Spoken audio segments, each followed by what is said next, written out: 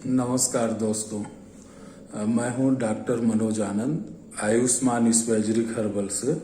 दोस्तों, आप लोगों को याद होगा कि मैंने अपनी पहली वीडियो 7 रेमेडी के ऊपर जो बनाई थी, इस बुक को लेके बनाई थी पहली video, modern practice of spagyric herbal remedies.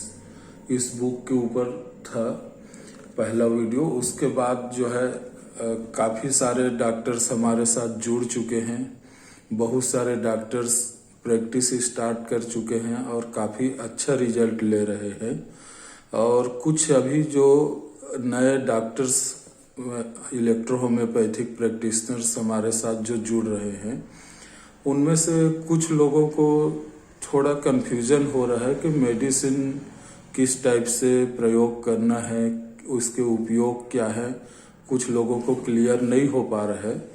तो आज मैं इस वीडियो में आप लोगों से 7 रेमेडी सिस्टम की दवाइयाँ कैसे उपयोग करनी है, इसके बारे में एक संक्षिप्त चर्चा करूँगा, ताकि इसका उपयोग करने में थोड़ी आसानी हो जाए या समझने में थोड़ी सी आसानी हो जाए।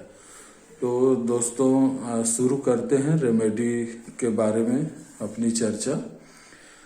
हमने जो 7 रेमेडी सिस्टम है, उसके इंटरनल रेमेडीज को 2 कैटेगरीज में डिवाइड किया है, category A and category B.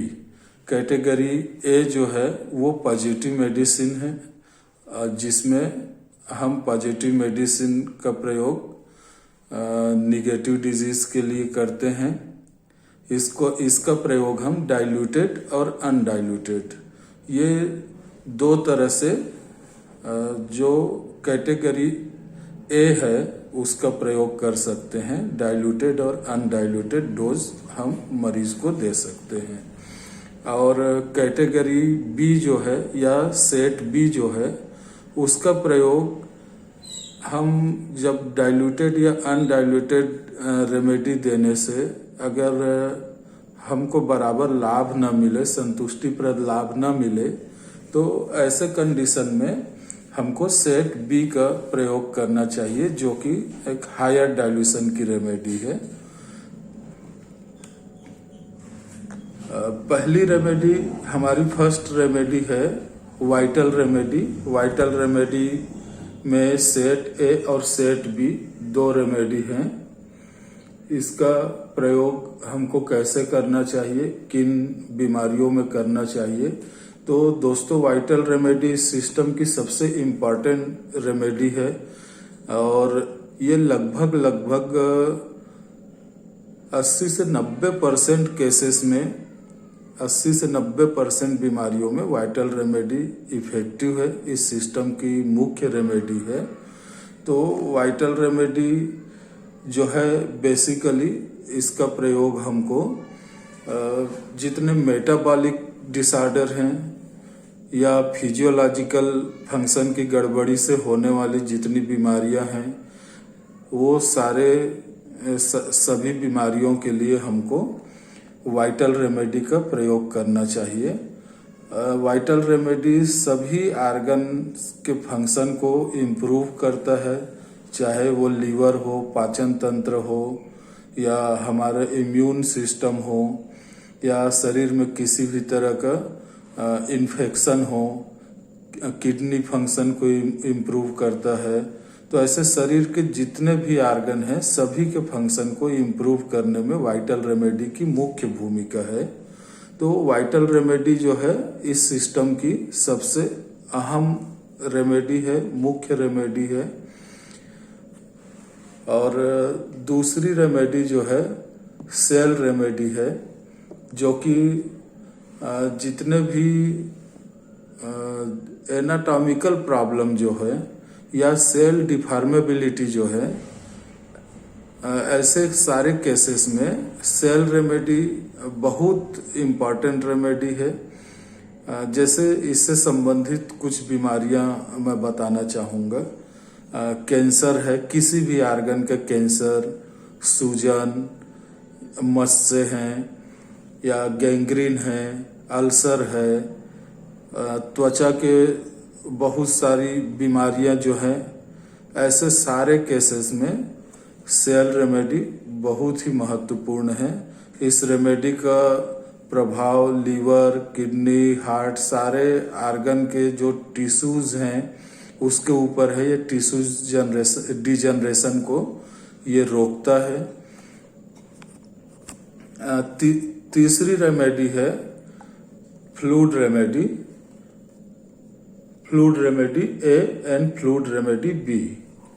तो दोस्तों, फ्लूइड रेमेडी जो है इसका प्रभाव हमारे शरीर के हार्ट पर, आर्टरीज पर, वेन्स पर इसका मुख्य प्रभाव होता है। तो जहाँ भी जो भी समस्या, जो ब्लड सर्कुलेटरी सिस्टम के प्रॉपर फंक्शन न करने पर जितनी समस्याएं आती हैं, जो डिजीज होती हैं, उन सारे डिजीज के ऊपर फ्लूइड रेमेडी का बहुत अच्छा प्रभाव होता है। खून की खराबी है, ब्लड और लिम्फ को प्यूरिफाई करना है, ऐसे सारे केसेस में जिनको खून की कमी है या फिर कहा जाए वेरिकोज वेन्स हैं, हेमोराइड्स हैं, या ब्लड सर्कुलेशन प्रॉपर ना होने से और भी तमाम तरह की बीमारियां हैं, वो सारे केसेस में फ्लूइड रेमेडी का प्रयोग किया जाना चाहिए। चौथी रेमेडी है nerve remedy, nerve remedy A and nerve remedy B. दोस्तों, नर्व रेमेडी के नाम से ही अंदाजा लगा सकते हैं कि ये नर्वस सिस्टम की मुख्य रेमेडी है। इसका प्रयोग जो है बुखार में, दर्द में और ब्रेन नर्व के कोई भी, ब्रेन नर्व से रिलेटेड कोई भी समस्या में इसका प्रयोग करने से काफ़ी अच्छा फायदा मिलता है। और हमारी पांचवी रेमेडी है इम्यून रेमेडी। इम्यून रेमेडी भी दोस्तों नाम से आप समझ सकते हैं कि इसका मुख्य संबंध इम्यून सिस्टम से या इम्यूनिटी बढ़ाने से है।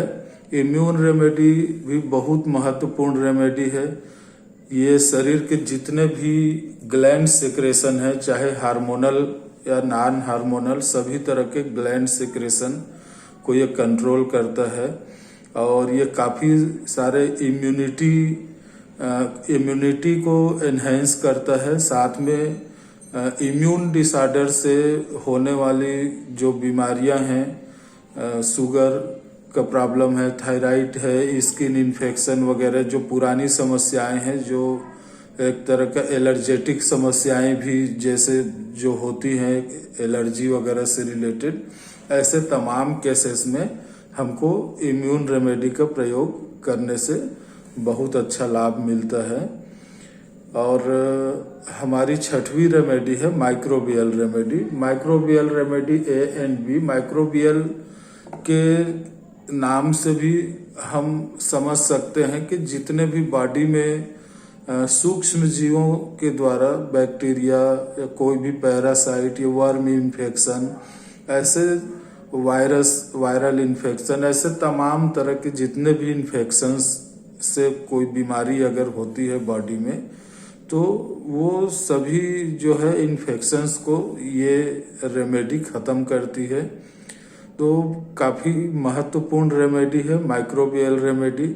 जेनाइटल इन्फेक्शन है या लीवर इन्फेक्शन है, हेपेटाइटिस की समस्या है, तो इस तरह से या फिर कोई फीवर वगैरह है किसी इन्फेक्शन के वजह से, तो ऐसे सारे इन्फेक्टिव केसेस में हम जो है माइक्रोबियल रेमेडी का उपयोग कर सकते हैं। और लास्ट रेमेडी है 7 रेमेडी की, respiro remedy. Respiro remedy A and respiro remedy B.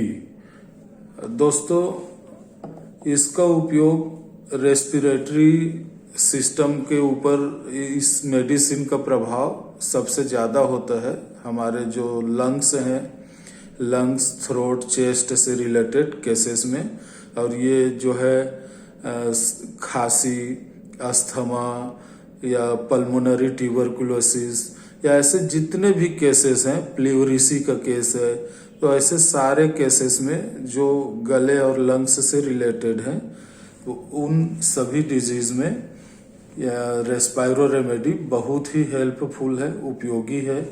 और दोस्तों, इन 7 रेमेडीज के डिटेल के लिए जरूरी है कि आप the 7 remedy modern practice of spagyric herbal remedies which is basically based on the 7 remedy system।